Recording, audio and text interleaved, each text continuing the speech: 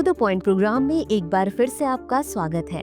आज का विषय है मार्च में हीट वेव। सबसे पहले देखते हैं ये चर्चा में क्यों है।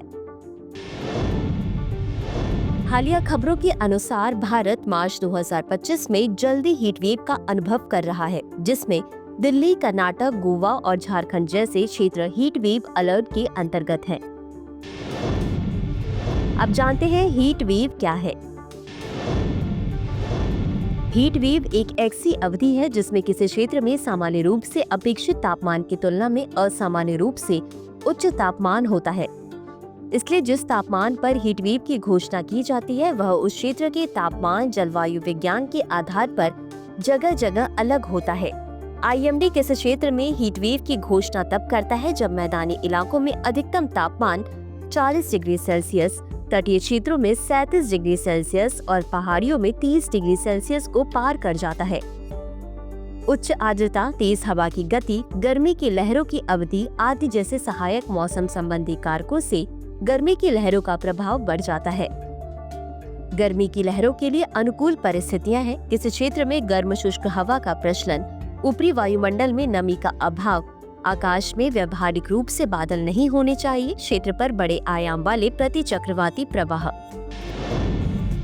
शुरुआती गर्मी की लहरों के कारण। शुरुआती गर्मी की लहरों का कारण बनने वाली प्रमुख मौसमी घटना अरब सागर के ऊपर एक प्रति चक्रवाती तूफान है। यह प्रति चक्रवाती तूफान उत्तर उत्तर पश्चिम से तटीय क्षेत्रों में हवाओं को खींचता है, जिससे शुरुआती गर्मी की लहरें आती है। मध्य पूर्व और उत्तरी अरब सागर में गर्मी बढ़ने से निचले स्तर की गर्मी बढ़ती है, जो गर्मी की लहरों में योगदान करती है।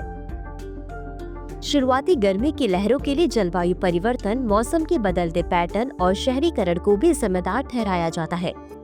असाधारण रूप से शुष्क सर्दी और कमजोर ला नीना ने मौसम को बिगाड़ दिया है, जिससे सामान्य से ज्यादा गर्मी पड़ रही है।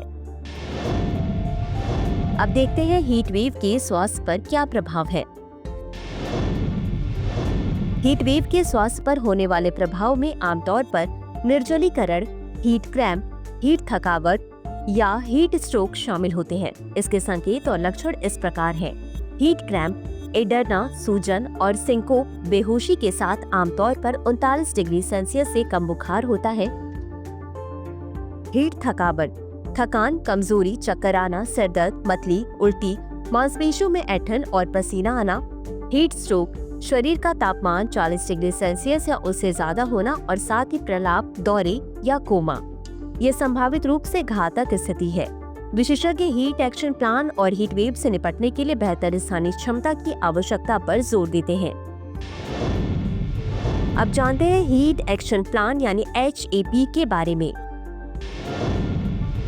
हीट एक्शन प्लान भारतीयों की, विशेषकर गंभीर गर्मी की लहरों के प्रति संवेदनशील लोगों की सहनशीलता बढ़ाने में मदद करता है।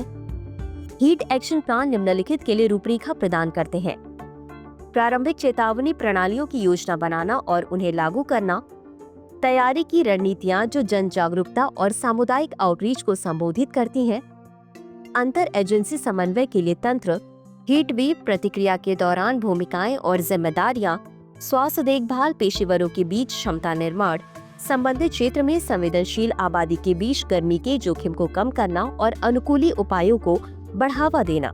तो चलिए अंत में देखते हैं आज के अभ्यास प्रश्न को। हीट वेव के बारे में निम्नलिखित कथनों पर विचार करें। 1. तटीय क्षेत्रों में हीट वेव तब होती है जब अधिकतम तापमान 37 डिग्री सेल्सियस से अधिक हो जाता है। 2. ऊपरी वायुमंडल में उच्च नमी और बादल छाए रहने से हीट वेव की स्थिति और भी गंभीर हो जाती है। उपरोक्त दिए गए कथनों में से कौन सा या कौन से सही है या सही है? A केवल 1, B केवल 2, C 1 और 2 दोनों, D न तो 1 और न ही 2। इस प्रश्न का उत्तर कमेंट बॉक्स में जरूर दें। आज के लिए बस इतना ही। धन्यवाद।